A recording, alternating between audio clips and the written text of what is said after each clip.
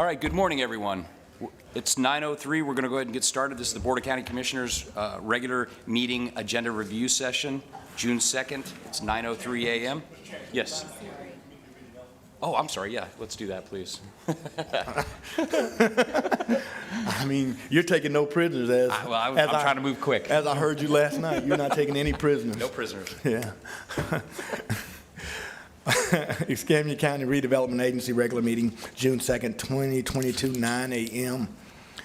Call to order. Please turn your cell phone to vibrate silence or the off setting. The Board of County Commission allows a person to speak regarding an item on the agenda.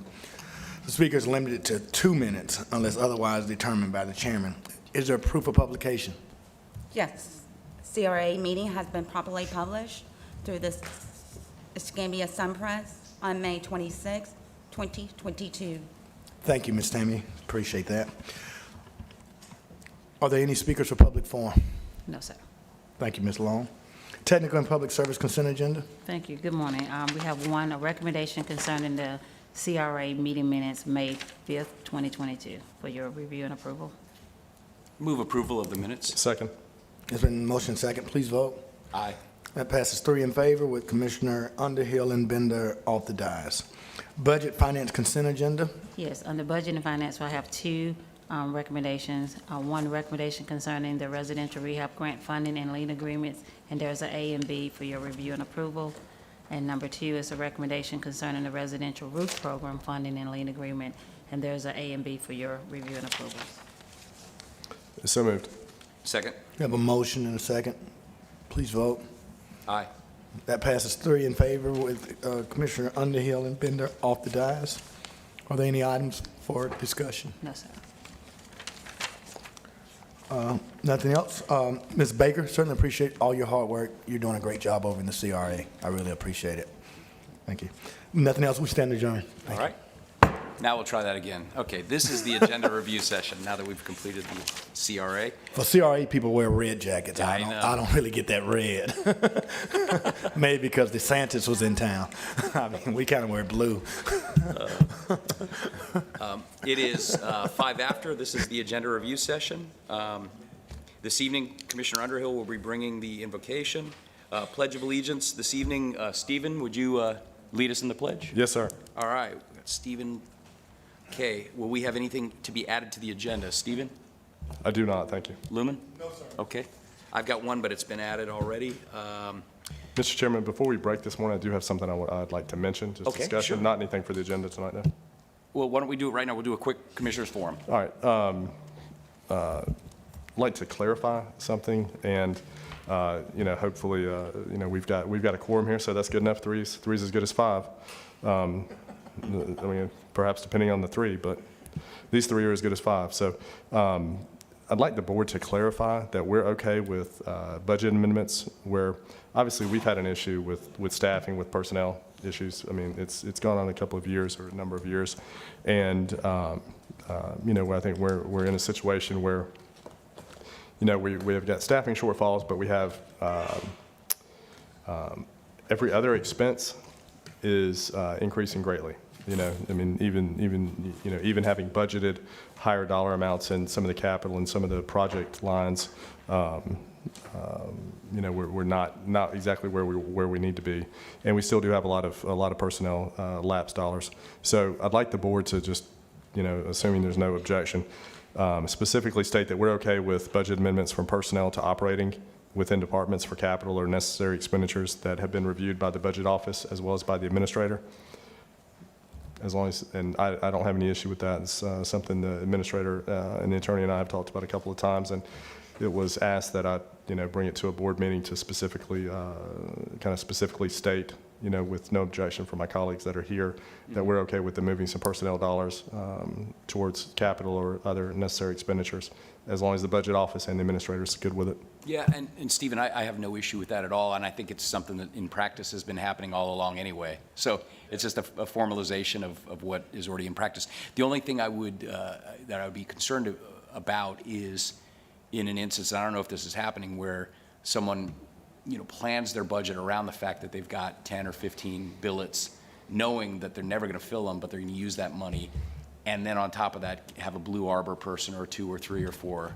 As long as it's being tracked, I really have no issue with it. But I do think it's something that needs to be watched. Yeah, and, I think a lot of, a lot of my support for this policy comes with my comfortability with the budget office and confidence in the administration. So it's not something I want to change and codify in any type of. But for now. Yeah, for now, that's right. I'm I don't want with to codify it in the manual, but given I think the healthy relationship between the budget office and the majority of the board, the healthy relationship between the administrator's office and the Yes. majority of the board, I think it's a reasonable policy to have in place currently. Yeah, no, I don't disagree at all. So that's an easy one. Anything else, Stephen? All right, Lumen? No, sir. All right, and I'll save my comments for this evening for Commissioners Forum. Okay. Jeff, I did, because it'll be over by the time we have the meeting, because I'll be there shortly. Darrell Palmer, who was one of our activists who tragically lost his life actually in Commissioner Barry's district, we're having his funeral today at noon at the Greater Little Rock Baptist Church. So our prayers and condolences are out to Darrell Palmer's family, and we'll certainly be in attendance with the family today. And to Carla Williams, lifelong coach at Pensacola State College. Her funeral was this past Sunday, and just what a great contribution she made to our community. But I'll talk about her tonight. But I know that Darrell's funeral will be today at noon, so I just wanted to publicly announce that. What a tragedy. So I'll keep my comments for tonight. Wes, anything for the good of this morning? We'd just like to wish Miss Debbie Bowers a happy birthday today. Are you going to sing to her? No. Okay. He sings every 21st birthday, so. Well, we got a couple proclamations tonight. Melanie Harrell, Library Clerk, and I'm assuming Todd Humble will present that. Is that okay? And then we also have Motorcycle Safety Awareness Month. And who's going to present that one? Are we going to do that tonight? Lumen? Okay, all right. Motorcycle Safety Month. Okay, so Lumen will do that one. Okay, written communication. Allison, you recognized? Sure, I can give you the factual background on this. It's a request by Fabiola Buccio for 4415 Gurlane Way. This is a District 3 property. There is an attorney who's going to be representing the current owner. Douglas Tidwell is his name. I highly anticipate that he will be here this evening. On behalf of his client, he's requesting relief from a code enforcement lien against the prior owner of this property. The prior owner's name was L.J. Taylor. And the actual problematic property is not this property. It's a different property that Taylor owned at the time that he owned this one. The other property that was the problem was 6842 Fields Lane. The current owner, Buccio, purchased this property from Taylor in 2016. At that time, the property was subject to a mortgage, which the seller promised to pay from the buyer's proceeds, and unfortunately, that did not happen. So the property became subject of a mortgage foreclosure, which required the buyer to pay $12,500 to prevent the foreclosure. Tidwell, the attorney, is claiming that Buccio was essentially ripped off by the seller. The seller did not disclose the problem with the code enforcement lien, and the seller did not follow through with paying off the mortgage. So she's now, essentially feels as though she's been scammed. She has requested earlier this year that the county administrator provide relief from the code enforcement lien, and the county administrator, pursuant to our policy, did provide relief in exchange for payment of $5,100, which would be the hard costs. And she's asking for more relief than that. The administrative fines previously waived at $15,450, but she hasn't taken advantage of it. I would say that she's kind of got a fresh slate at this point in what you guys want to do about it. There was a county abatement of $4,000. The court costs on this one were, well, we have them as $1,100. I believe that this is going to fall into the date range when we would reduce that by half for a total lien of currently about $20,000.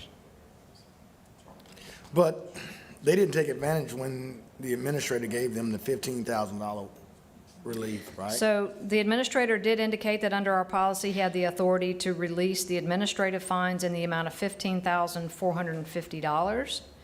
And I guess she's now gotten an attorney and is hoping for better relief than that. Well, I don't think that, it'd have to be a lot further discussion, more than tonight. I mean, we relieved 15,000, I mean, we're not the courts, and it's not our responsibility for that $5,000. I mean, because if they feel like there was fraud, I mean, that's why we have courts. I mean, we stay in them every day, you know, so, I'm not really even comfortable with it coming forward, but I'm certainly not gonna support it. All right, very good. So is it going to be your intention to just drop it, or you just want to address it tonight to the petitioner? Just in giving them consideration, I'd be willing to drop it to have a conversation with the owner. I'm not sure, have they reached out to our office, Audra? No. And so no one's even reached out to my office.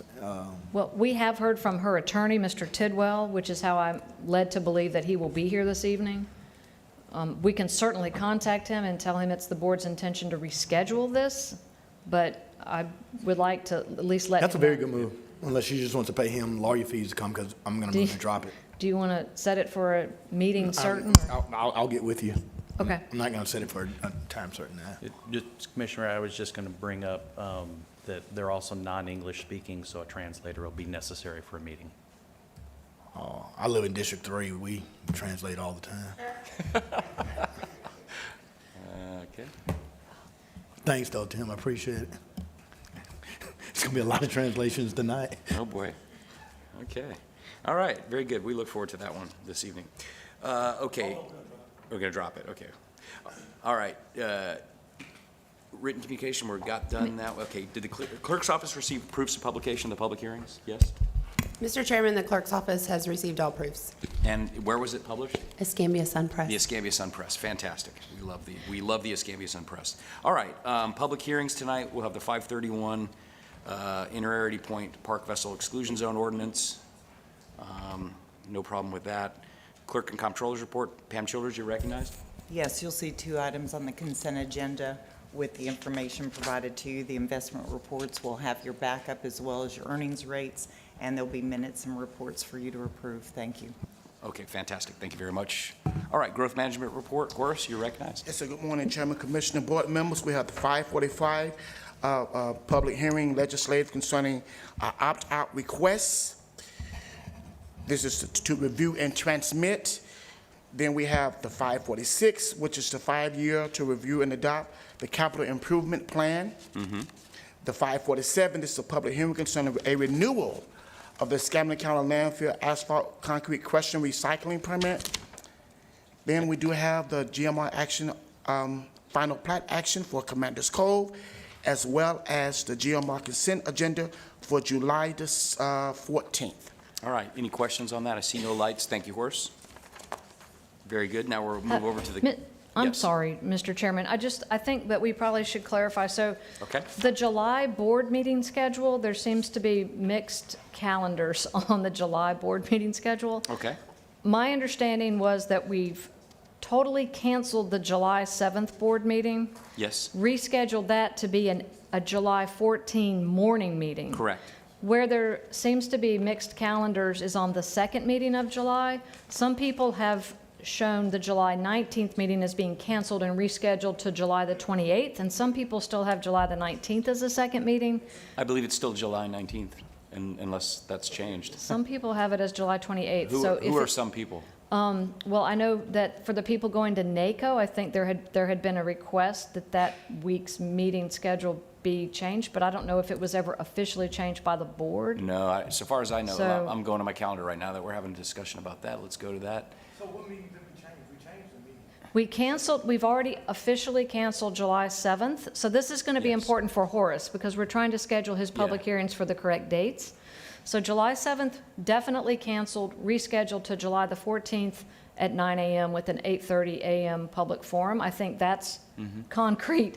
What concerns me is I think that maybe different board members have a different expectation of the second meeting in July.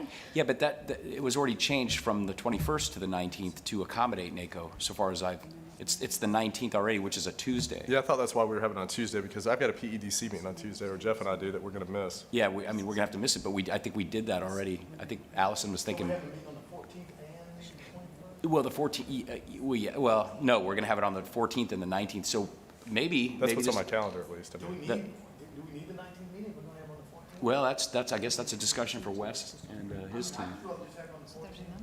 And put it all together? Wes, is that something we could do? You need that second meeting? Uh-oh, Delana looks nervous.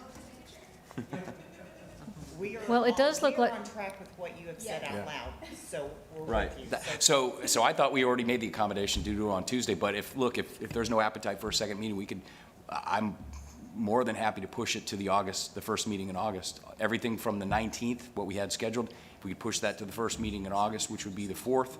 Wes, is that doable? Does that sound good to you? Sounds good to me. Steve, you want to do it that way? All right, so we'll cancel the 19th. We'll make it real easy for everyone.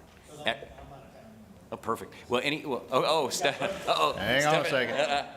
Hold that thought. Well, what's Commissioners, up? if I may, so that second meeting is vastly important. important Okay. in July because we set the millage and rates for our CRAs and that information and Time sensitive. that comes from our budget hearings Okay. that we would be having just to concrete that this is the board's position. So I just have to make that comment. We need clear direction. And Could we Mr. not Chairman, we may end up trying to take up some type of fire Okay. fire fee issue with that second meeting in July also. I didn't think about that. All right, so you want, okay, So is it going to be a morning meeting or? morning. Just a morning. Morning, yeah. That's fine. We can keep it. All And right, there we'll keep was it. a memo from November of 2021 that did show it scheduled for July the 28th. So we've got different dates out there. Well- But if you're canceling whatever the second meeting of July is, I think that would take care of it. Well, unfortunately, we're not able to do it because Stefan has Yeah. concerns. So we're going to keep it on the 19th. But hey, That's not what our calendar's been showing. I mean, I believe you if Angela just showed you something that says that, but that's not what the board schedule's been showing. It's not what it shows for July. And it's not what is on my calendar. I mean, I don't. Angela, does that present a problem for Robert, keeping it on the 19th? What, if it doesn't meet, okay. But when do we go to NACO? When's NACO? The 20? What's that date, Angela? The 20th.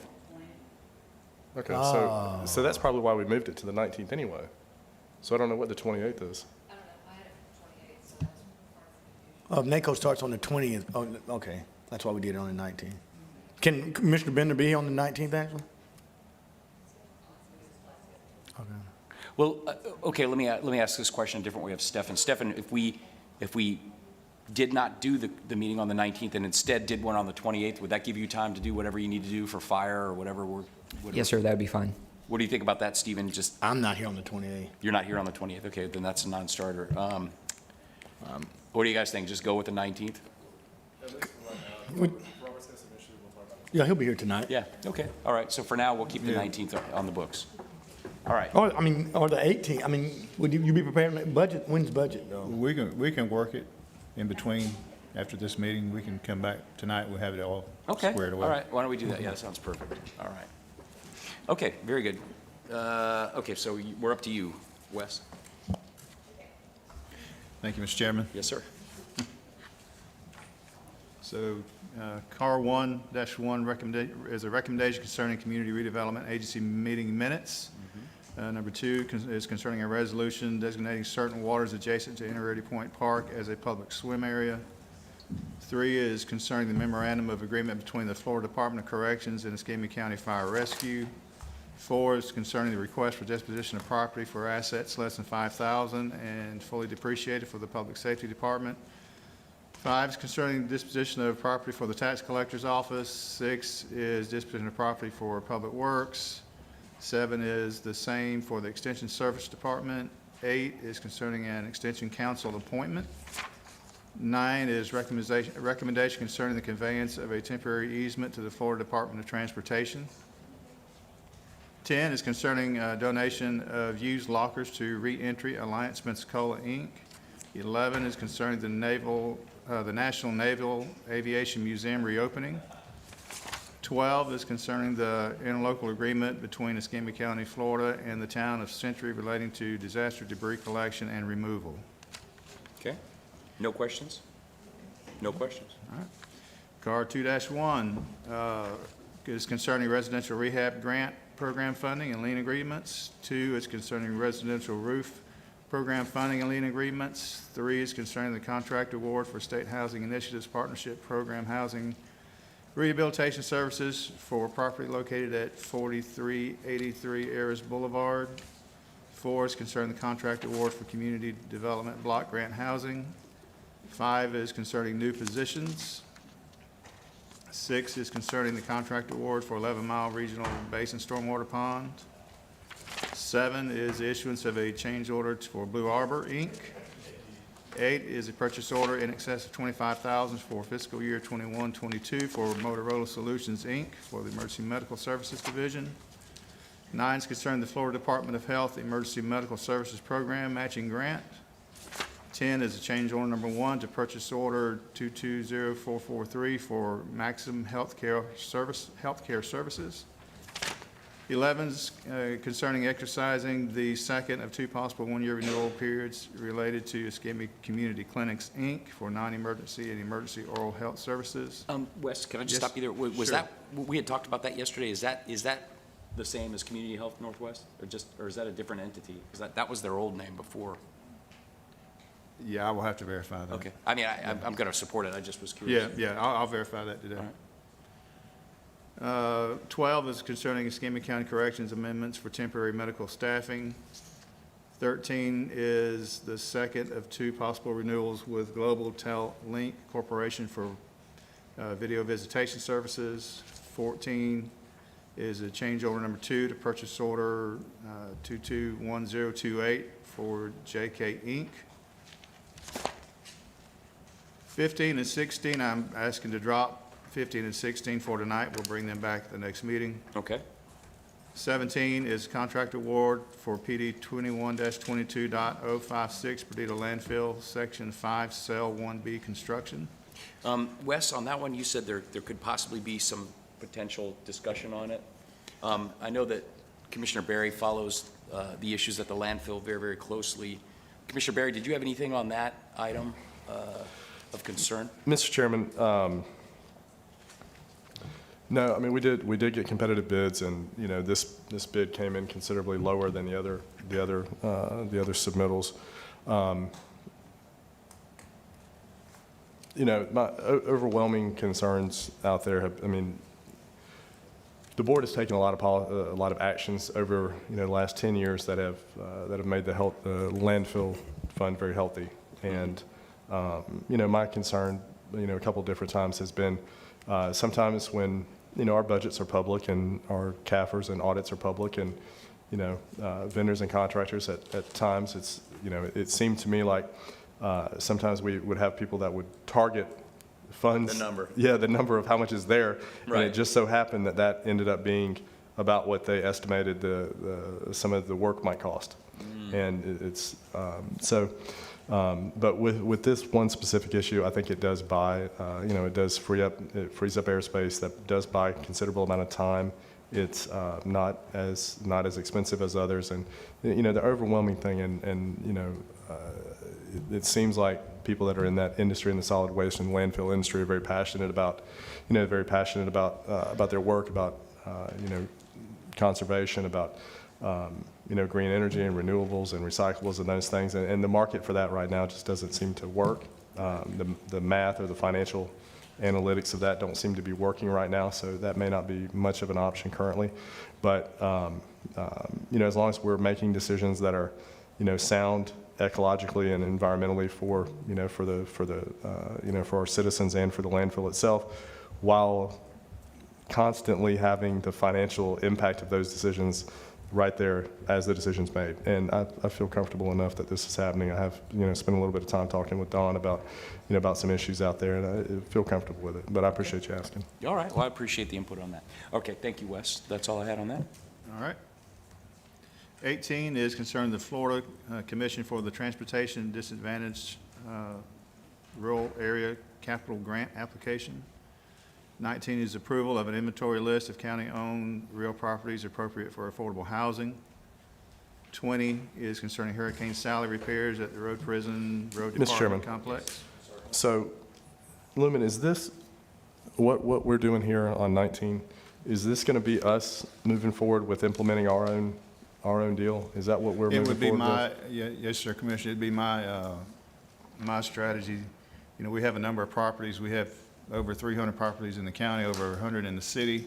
I know Commissioner May has sat down with his team and strategized certain properties that would be great for affordable housing. And I think we have a strategy moving forward where we can pull this kind of in-house almost, if you will, and we can start building some affordable housing, and I think we can be very successful at it. So this is the first step to us actually deploying that. And I mean, it's, you know. Well, this right here is just really the AHAC committee that by statute, you have to designate Okay, 2 lots. okay. And so it wouldn't prohibit us from building on them, as the administrator was saying, with our program. But Claire and Wes and Wesley are aggressively working, you know, for the lots that we have. And so we still have the moratorium, but these are just a part of the AHAC committee, and by state statute, you have to identify 2 lots. And so they did review these, Claire and her team and facilities people did review these 2, and it's fine. All right, and Mr. Chairman, you know, it's, I don't think we'll be here too long this morning, but I mean, it's kind of easy to, you know, maybe easier to discuss a little bit of this morning, you know, while we're here. Well, Commissioner, whatever you need to, you know, whatever type of support you need to get that program up and running, I think you and Wes have spent a lot of time working on it. Whatever the board can do to help, I know that we will. So.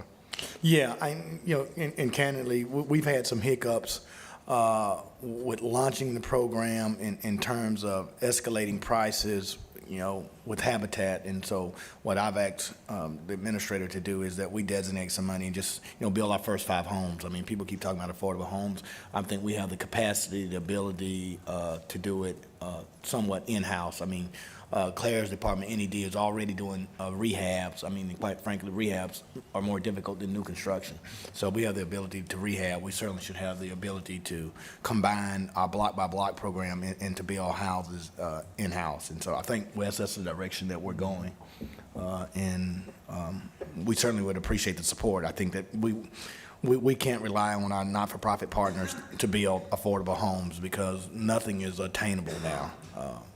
Quite frankly, the houses that are building by all of our Chodo partners are, in my opinion, just way out of line with the salary that people are getting. So everything's over $230,000, which is just not going to happen without some type of subsidy. So, Stephen, I'll be coming back, and hopefully I'll find support on the board other than you to implement this program very aggressively. So I appreciate it.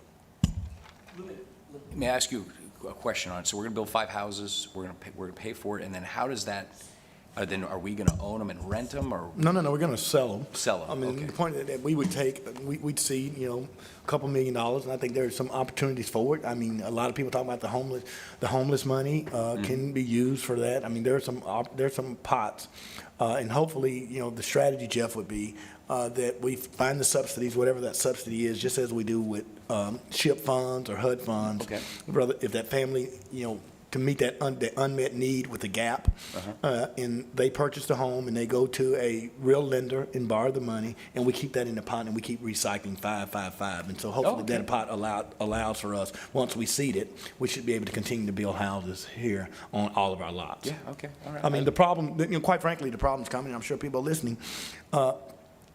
Yeah, I think that we've all seen the transactions that have happened, you know, when some of our not-for-profit partners will, you know, get affordable housing lots in the developers, and they pay $5 for them, and they sell them for $1 million, and then it doesn't become affordable. And so, you know, Right. quite frankly, with the gentrification and of what's happening within, you know, my district, and particularly, you know, some of our lower income lots, people would love to just grab these lots and resell them, and people can't afford them. So, Right, because they build something that's out of the, it's just out of their price range. I mean, everything's going in these legacy neighborhoods, you know, $300,000 or $400,000. And you think about our first responders, our educators, our teachers, people that work in our community centers. If you're only making $32,000 a year, you're not buying a $400,000 home. Sure. It just doesn't help. So that's kind of the strategy, Jeff. And as we tie this together, you know, we'll bring it back. Hopefully, we'll Look forward looking to for it. support. I appreciate that. I mean, to me, that's economic development. Thank you, I appreciate that. All right. And Claire, we're pretty clear to be working and moving forward with that with your department. Okay, number 21 is issuance of a purchase order to American Consulting Professionals contract PD 0203.79, professional services for design of Molina Road Bridge. 22 is concerning Florida Power and Light Company lighting agreements. 23 is concerning the extension of PD 2021.23 joint land use study update for Naval Air Station Pensacola. 24 is concerning the contract award for federal lobbyist services for Escambia County, Florida. 25 is a recommendation concerning a discretionary allocation for Pensacola State College Foundation's third annual salute to first responders. 26 is a recommendation concerning the American Magic. 27 is concerning the funding for Pensacola State College Foundation salute to first responders. 28 is concerning the funding for the Center for Independent Living Gala of Gratitude. 31 is concerning a discretionary funding allocation for the Escambia County Sheriff's Foundation, Inc. 29 is a recommendation concerning a discretionary allocation for Pensacola State College Foundation's third annual salute to first responders. 30 is concerning the funding for the Center for Independent Living Gala of Gratitude. And 32 is concerning the funding for Beulah Middle School FFA, Florida FFA Convention. And Wes, on number 31, I want to go ahead and, I spoke to the sheriff and the director of his foundation last night, and I'd like to go ahead and tag on a $1,500 contribution for my discretionary as well, if we can add that Okay. for tonight. Yeah. I'll tell. Oh, we did. Everyone did. Okay, fantastic. All right, so there's 3 of us going to put in. So thank you for that. All right, very good.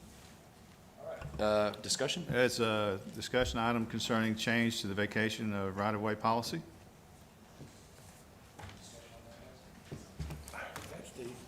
So you. is the only change the money? Allison, I did not read the whole thing you sent me. There were a few other things, like having to do with the notice provision Okay. to give more leeway so that it's 500 to 2,500 feet in diameter instead of just 500 feet. It did up the fee to $1,500, and there was 1 or 2 other little things. Does it change the board's ability to do it on our own volition? Is it doing anything with that? No. The original policy also had it come into a committee of the whole to request the schedule. So this brings it, just cleans it up. Okay, all right. All right, Allison? Yes, sir, thank you. There is a shade meeting at 4 PM in the back room. We have to convene in public, so if we could have a quorum here at 4 o'clock, that would be very helpful. And it will be an insurance council case, so you will have somebody else here with us this afternoon. And then there's only one item on here. This is just updating. About every 6 months, I'll update you on the small claims cases related to trying to recruit the training fees having to do with either corrections or public safety. Okay. It's on the agenda. All right, any questions on that? All right, hey, before we adjourn real quick, since we got our quorum here, just 3 people. At our last workshop, we talked a little bit about the potential of swapping the MSBU for fire for a half-penny sales tax. And Stephen Hall he and I have been communicating, and then he's been communicating with the Department of Revenue and some other counties. And there's new information on that, but also one of the things that we've heard is that there's a requirement for a 180-day notice before something goes on a ballot for a performance audit. I don't know if you guys have been made aware of that. So that pretty much kills the sales tax for this year, and the next time we'd be able to do it would be the general election of 2024, which in some respects makes a little bit more sense. But with that as the backdrop, since we have a couple minutes, I just wanted to see if there was any appetite for continuing to move forward that direction, because what we're finding out is there are ways that we can do that. There appear to be ways that we can do it and completely cover the entire budget without using any general fund dollars, and at the same time eliminating the MSBU. But we'd have to do something for the next 2 years to get us to the point where we could actually do it. So, I have no appetite for raising that MSBU on property owners, and I think I've been pretty clear about it. But if we can find a way with the growth of the tax roll, which is going to be significant this year, to bridge for a couple years till we could get to that, I'd love to hear your thoughts on it, Stephen, since we can never talk about these things outside these meetings. mean, I think we do need to add the discussion to another board meeting. I mean, I think that we're, you know, things are just tremendously more expensive. I mean, that's, I mean, it's a commonality. I think it's a commonality in all of our households as well as you know, all of our small businesses. I mean, things are just more expensive. I mean, and, you know, there are budgetary problems in fire services. And I think, I mean, I don't know that we can wait 2 years to try to, you know, to try to implement that. And I don't really want to bridge the gap with, you know, with property taxes. I understand what you're saying about, you know, not wanting to increase MSBU or institute an MSTU, but I think we probably need to add some type of discussion to to the next board meeting about, you know, whether it be MSBU or MSTU. I think we do need to discuss something, even if it's something that's done bridging a gap until 24.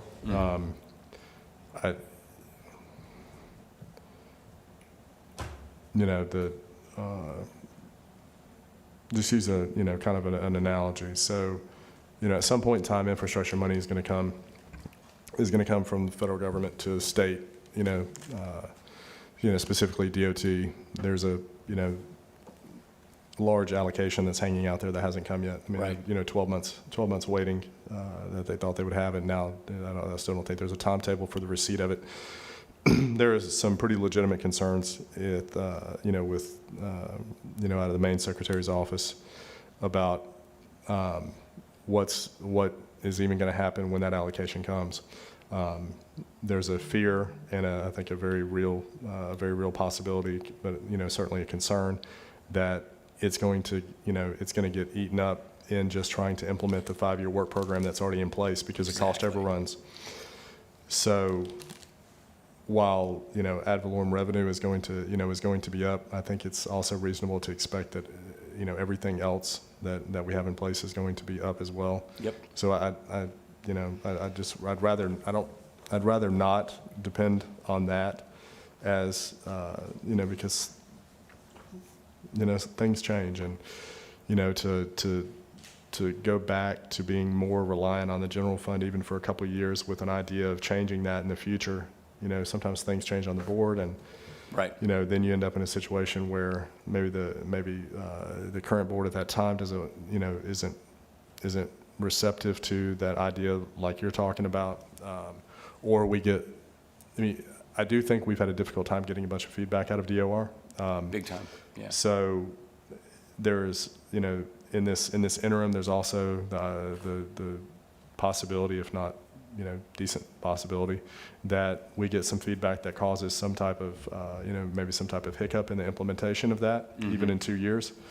So I think it's more prudent to take a look at the MSBU, MSTU, you know, even if it is something that's, I mean, that could be done for a short period of time, you know, with the anticipation of looking at what you're talking about. Like you said, I think it would be much easier if Oh, yeah, no we doubt it had, would be you know, easy. if, you know, to have that in place.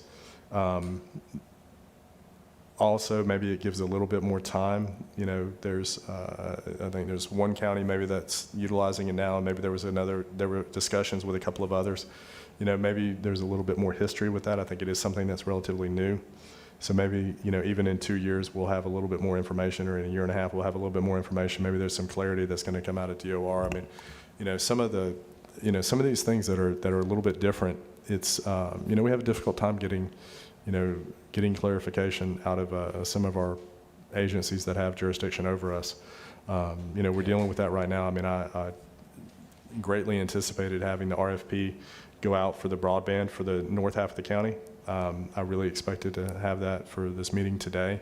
We have a draft of an RFP that, you know, that's been reviewed by DEO, and it's, you know, we've finally got some comments back, but, you know, some of the issues that are coming out of those comments relate to the newness of the program at DEO. I mean, the program it's not even started yet. I mean, it's funded, but, you know, they're hopefully going to start taking applications in July. So there's newness there. There's never before been ARPA funds that came. So there are some questions about, Right. about the RFP and the procurement, utilizing the ARPA funds. And, DEO has been very helpful trying to help us navigate what they think their programs are going to be with conjunction with the rules for the ARPA stuff, which we're trying to, kind of merge all that into this RFP. So I guess what I'm saying is when, we're dealing with agencies that certainly have jurisdiction over us, when it's not something that's been done readily, there's not a lot of, there's just not a lot of templates there for Yeah. us to use. No, I And, what agree. you're talking about doing is, it's statutorily possible, it certainly seems like, but there's not a broad number of templates for us to just say, look, this is what Orange County's doing, we can map this. So I don't know, and I'm certainly open to what Lumen's going to say, but I do think we need to take up the discussion about MSTU, MSBU before just saying, utilize some of the ad valorem revenue. No, I appreciate that. Lumen, did you have anything to weigh in on? No, Jeff, I mean, literally, I think it should be on a committee of the whole, and I think even as we talk about MSBU or anytime you're increasing taxes, I think it's very important to show those expenses and lay it out, in the public. And so, I mean, when we look at services and needs, I think, the average citizen wants to know how does it directly affect them. So even in a part of that conversation, I think we should be in a committee of the whole having it and coming with the best options because, only one or two things happen in life of government. You're going to increase revenue or reduce services. And, it's one of the two. And, when there are life safety issues, you can't reduce those services. But I certainly think that, a conversation of revenue without a conversation of expenses is counterproductive for me. So I'm very open. I mean, and certainly this adversely affects, my colleague on the north end. And so I'm going to yield to him on his leadership on it because I know the battles that he's had in trying to get those services up on the north end of the county. Yeah, absolutely. And I voted against the last couple of times we've increased the MSBU because I didn't have, I still had a large number of volunteers and, didn't have career folks in all the stations and even over the last 8 years, some of that has changed. I mean, we've got, I have more career folks than I did 8 or 9 years ago. Right. Volunteerism is still for maybe a plethora of reasons, hopefully not internal anymore, but, for whatever reason, it's still, still have issues with the numbers on the volunteer side. So it doesn't seem like there's going to be a lessening of the career folks. Right. So, I may have to, to kind of take another look at that, but it's, and I know I've got numbers, they probably don't include the last fiscal year, but, if you go back to 2 years ago, when all three of us were campaigning, at that time, the fire budget over that first 8 years of being in office, Lumen had, I want to say it had doubled or more than doubled from 12 to 20, something, something like that. So, I mean, we were just spending a lot more money, and it hasn't done anything. And we've been very supportive and Yeah. been very And giving. it hasn't done anything in the last 2 years other than get more expensive as well. So Right. it's going to be greater than that doubling now. So, and that's not going to be a difficult number to kind of run to bring back for a discussion. And I'm glad, and Steve, and obviously I'm going to be supportive of you, but, there's going to be some consideration, and as you said, your legacy will be the things that you implemented to change lives when you leave this dais. And there are some things that I've kind of yelled to fire since I've been elected that some reason or another never get implemented. And so if I'm going to vote for increases on revenue or burden the taxpayers, some of the visions of District 3 in terms of recruitment, diversity, and retention is going to have to be addressed before they will receive a vote for me to ever support increasing any other taxes. All right. Well, I didn't mean to spring that on you guys, but I just wanted to make sure that you guys know that behind the scenes, I've been working with Stefan and, just trying to get that going in the right direction. Now, on that same line, just to point out, we have an MSTU for the sheriff's office, and, it brings in between 10 and 11 million.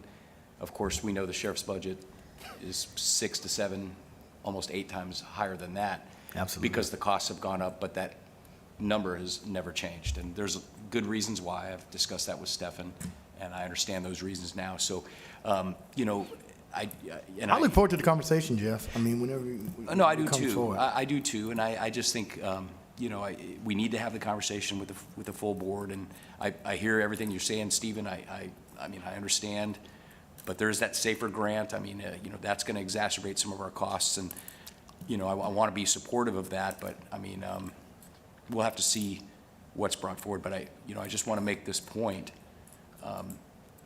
Everyone utilizes that service. Everyone does. But the tax-paying property owners are the ones who have to pay for it.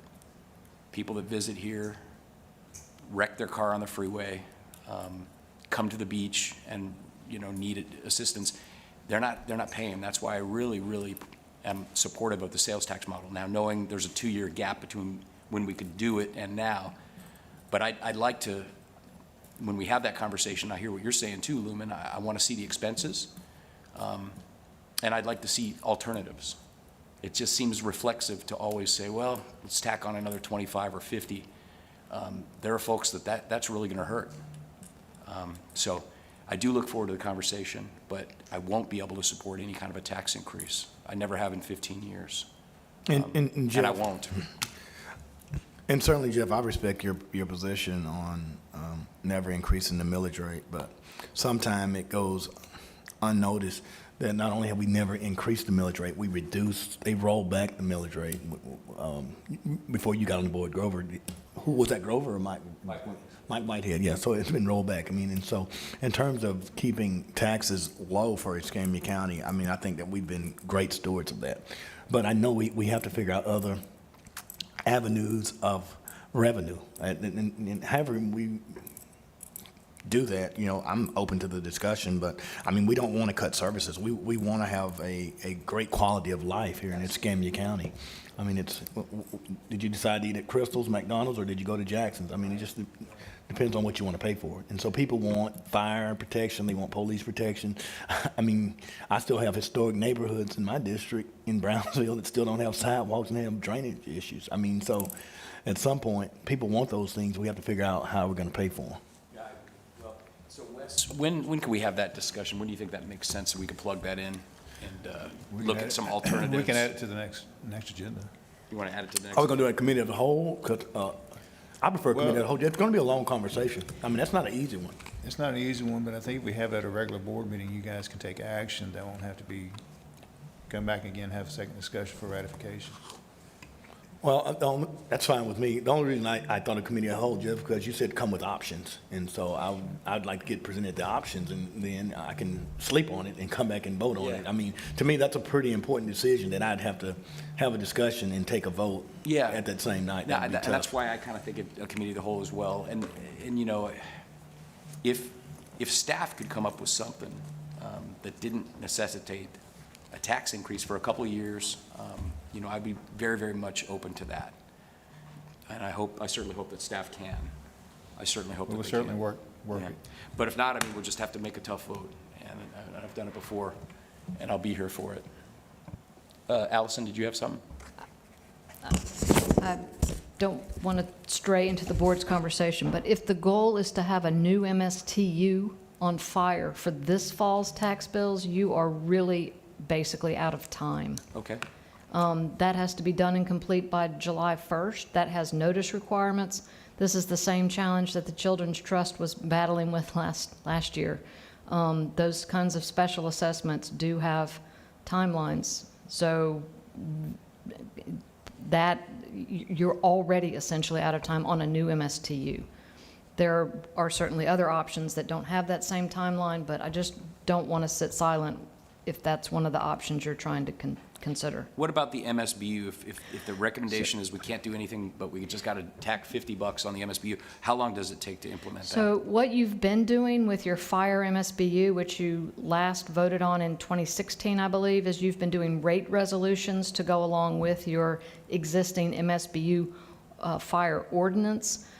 That would give you more flexibility with regards to the calendar, in my opinion. I think there was a rate resolution drafted in 2019, which was not successfully voted on by the board. Correct. But I think you could do that with a rate resolution, and with some notice, I think you'd be fine with that. But to do a new MSTU, you need to establish the ordinance. There are notice requirements. There's lead time to get those things in. You're still obligated to use newspapers until the end of the calendar year. So you are talking about really being essentially already almost out of time For even the MSBU? for a new MSTU. TU, but the BU we can do. I think you've got some time to deal with a rate resolution on the MSBU. Okay. All right, fair enough. So I guess our next committee, the whole But I West? wouldn't want to put that off. I mean, you really need to have these things established by July 1st.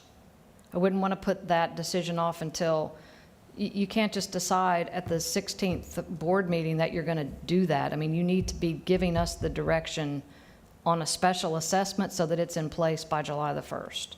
Okay, well, we're mincing topics, though. Back to the MSBU, what is the timeline? Back it up, because it seems like that's something that's going to be one of the options presented for our approval. To be, I think to be safe, you need to have it in place by July the 1st.